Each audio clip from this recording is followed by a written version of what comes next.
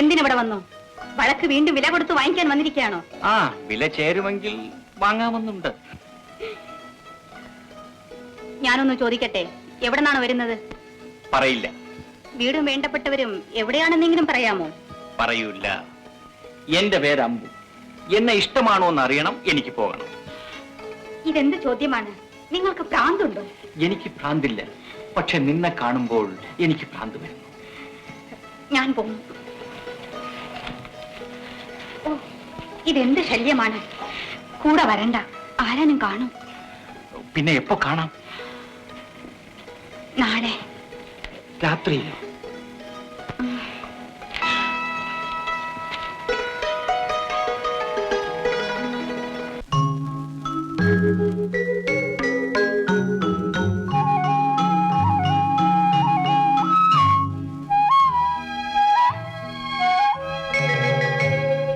ചന്ദ്രനുദിക്കുന്ന ദിക്കിൽ, ചന്ദനം പൂക്കുന്ന ദിക്കിൽ, തൃത്താപ്പൂവിനു മുത്തം കൊടുക്കുന്നു തൃക്കാർത്തിക രാത്രി.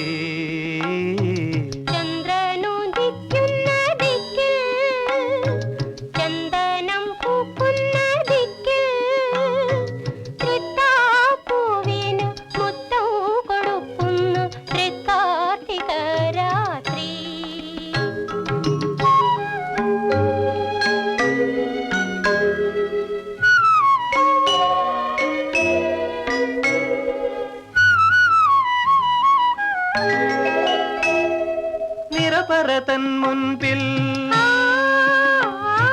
നിലവിളക്കിൻ മുൻപിൽ,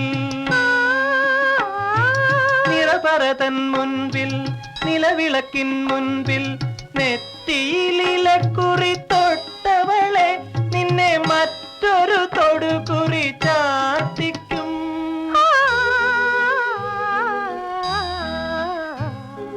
ചന്ദ്രനുദിക്കുന്ന ദിക്കിൽ, ചന്ദനം പൂക്കുന്ന ദിക്കിൽ, തൃത്താപ്പൂവിനു മുത്തം കൊടുക്കുന്നു തൃക്കാർത്തിക രാത്രി.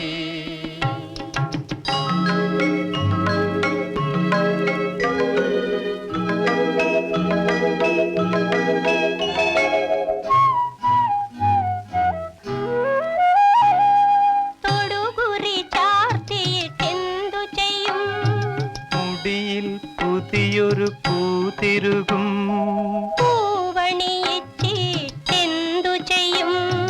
പുഞ്ചിരി മുത്തു കവർന്നെടുക്കും, മുത്തു കവർന്നിട്ടെന്തു ചെയ്യും? മുദ്രമോതിരം തീർപ്പിക്കും, മോതിരം തീർത്തിട്ടെന്തു ചെയ്യും? മോഹിച്ച പെണ്ണിന്റെ വിരലിലിടും.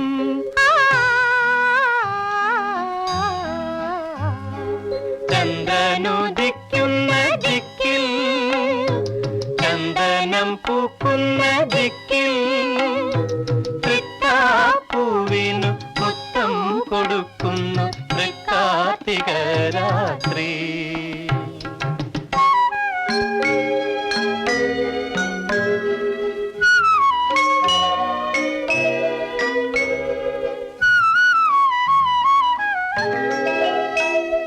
നിറമലരിൻ മുൻപിൽ, നിറകതിരിൻ മുൻപിൽ, നിറമലരിൻ മുൻപിൽ, നിറകതിരിൻ മുൻപിൽ, ലജ്ജ കൊണ്ടലുക്കിട്ടു നിൽപ്പവളെ മാറിൽ മറ്റൊരലുക്കു ഞാൻ ചാർത്തിക്കും.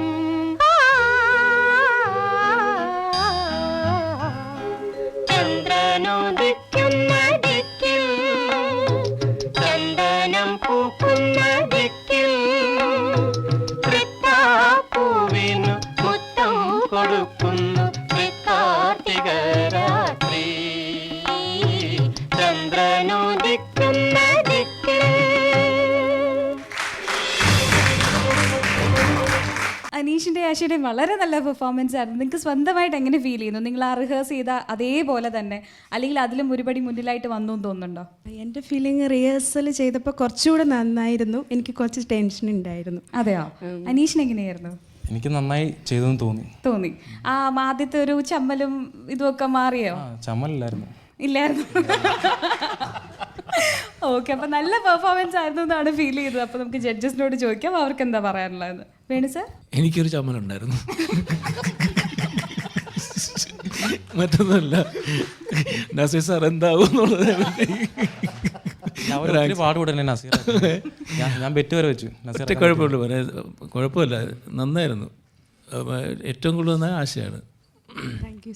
കാരണം ഷീലാമ്മയുടെ ഒരു നേരത്തെ ഞാൻ പറഞ്ഞ ആകർഷണീയത എന്ന് പറയുന്ന ആ മൂവ്മെൻറ്റ്സിലൊക്കെ വന്നിരുന്നു.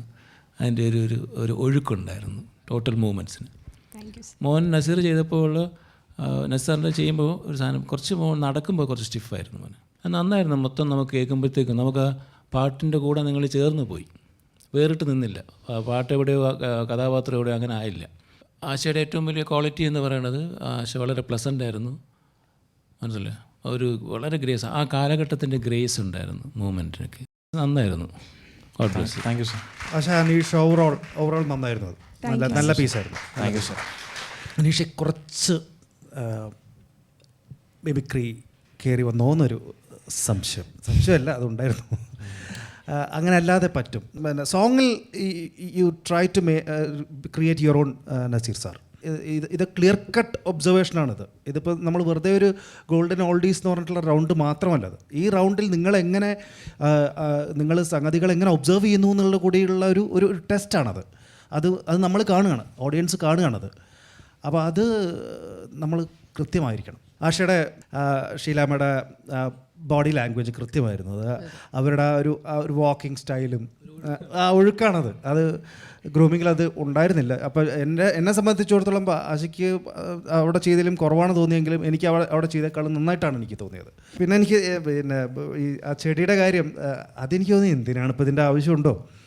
അതില്ലാതെ തന്നെ ഇവിടെ പലരും ചെയ്തതിൽ നമുക്ക് കാടും മേടും മലയും ആറും ഒക്കെ കിട്ടിയതാണല്ലോ എന്ന് തോന്നി.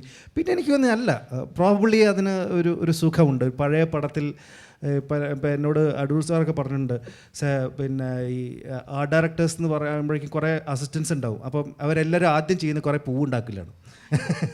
അപ്പം അത് ഒരു ചെടിയുടെ അല്ലേ, ക്രോട്ടൺ ചെടിയിൽ കൊണ്ട് പൂ വെക്കും. അങ്ങനെ അത് പൂന്തോട്ടത്തിൽ പോയാൽ പോലും അവരിത് പിടിപ്പിക്കും. നല്ല റോസൊക്കെ നിൽക്കുന്നുണ്ടാവും, എന്നാലും അവർ ഈ റോസ് പിടിപ്പിക്കും. അപ്പം അതിൻ്റെ പുല്ലിനിടെ വെക്കും. അതിൻ്റെ ഒരു റെപ്രസെൻറ്റേഷൻ വന്നത് ഒരു വേറൊരു ഡയമെൻഷൻ അതിന് കൊടുത്തു എന്ന് തോന്നുന്നു എനിക്ക്. But it was good.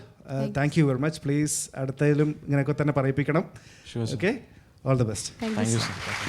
അനീഷിൻ്റെ കാര്യം പറയുമ്പോൾ വേണു സാർ പറഞ്ഞ അതേ ഇത് തന്നെയാണ് എനിക്കും തോന്നിയത്. സ്റ്റിഫ് വാക്കിംഗ്, പിന്നെ ആ ഫേസിൻ്റെ ഇതൊരു മസിൽ പിടിച്ച പോലെ തോന്നി.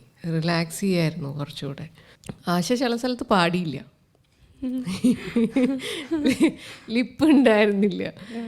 അതർവൈസ് അത് കാരണം പിന്നെ കുറച്ച് കോൺഷ്യസ് ആയി ഇല്ലേ.